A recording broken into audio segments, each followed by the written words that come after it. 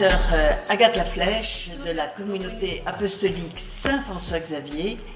Je suis présente en Côte d'Ivoire à partir de 1975 et j'étais responsable de la formation des terminales au lycée.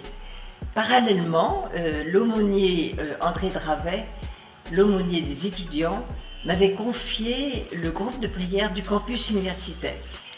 Et je me suis rendu compte que l'Esprit Saint, et c'est pourquoi je parle vraiment d'une action de l'Esprit Saint, l'Esprit Saint est venu vraiment s'emparer de ce groupe de prière Ephata qui avait lieu au Quadio. Et en 1982, il n'était pas rare d'avoir le soir, le mardi soir, quand nous nous retrouvions, de retrouver 50 et 80 étudiants. C'était vraiment un moment de louange très fort, d'écoute de la parole. Et je me suis quand même dit, est-ce qu'il ne faut pas une base solide pour ces étudiants? Parce que la louange les emportait très loin, parce que la parole de Dieu, elle était là, mais ils ne la connaissaient pas vraiment.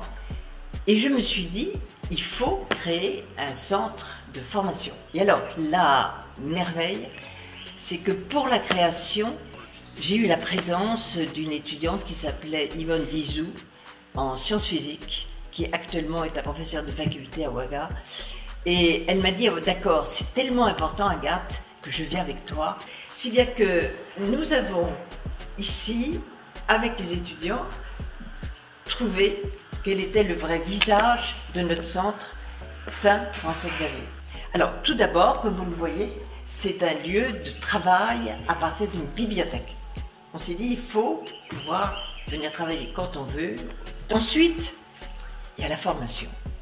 Et la formation par ce que nous appelons des parcours de vie spirituelle.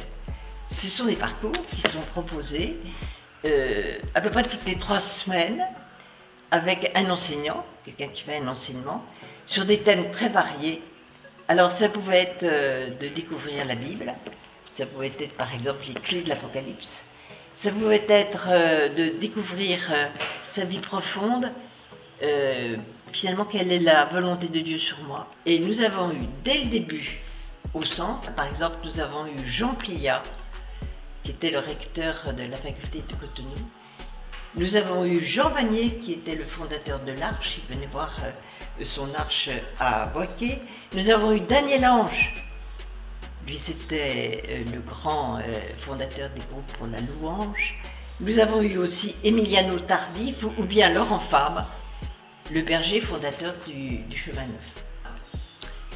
Il n'est pas bon de simplement s'enfermer dans la prière. La prière, elle est faite pour aller vers les autres. Par la présence de prisonniers sans frontières à la prison de la Maca, nous avons pu être introduites, entrer dans la prison, aider le chef de cour qui animait les célébrations et nous avons pu quelquefois participer à un travail pour certains dossiers de prisonniers qui étaient là sans avoir été jugés. Donc il y a toujours eu la possibilité au centre de demander à quelqu'un de pouvoir régulièrement faire un parcours, un petit chemin d'accompagnement. On va vous expliquer pendant toute cette matinée d'ouverture, de lancement du centre Saint-François-Xavier, on va vous expliquer qu'il y a toujours des parcours, qu'il y a toujours la bibliothèque, qu'il y a toujours des actions, qu'il y a toujours des temps forts, et qu'il y a la présence sur l'actualité de ce monde et qu'on est présent au monde tel qu'il est actuellement. Le centre Saint-François-Xavier, il a des bases très solides, c'est Dieu. Il a la Bible, il a la parole, mais il a aussi des antennes et il est capable de pouvoir, dans des périodes de crise, faire des temps de réflexion très intéressants.